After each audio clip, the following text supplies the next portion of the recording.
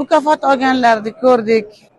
Ilohim bu unvonlar bo'lsin-u xalqqa, davlatga, san'atga, ya'ni ustozlarimiz tashlab ketgan go'zal san'atimizni rivojlanishga hissalari qo'shilsin, yo'qolib ketmasin tarafdoriman. Shuni tilab o'tirdim. Maqomni o'zim ham taklif berganman.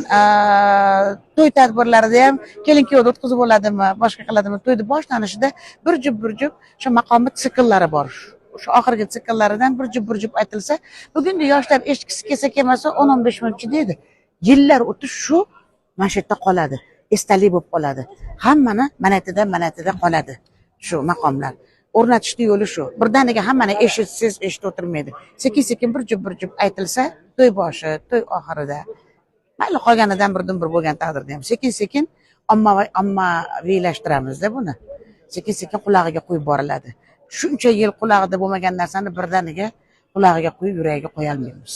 Haligi faktlarga to'g'ri qarasak agar fikr qilib o'tirdim. Ilohim mana shu unvon olinsin-u, burunlar yerga ko'tarilmasdan, haligi nima deydi, tevak ko'tarilmasdan pastga bo'lib, ijodga o'dag'aylansin deydi-yu. Ijodga berilish kerak ko'proq. Chunki xalqimizga bizni unvon kerak emas. Xafa bo'lishadi. Meni unvonim bor, e'lon qilmadi, unvonim bor, e'tibor qilmadi deydi.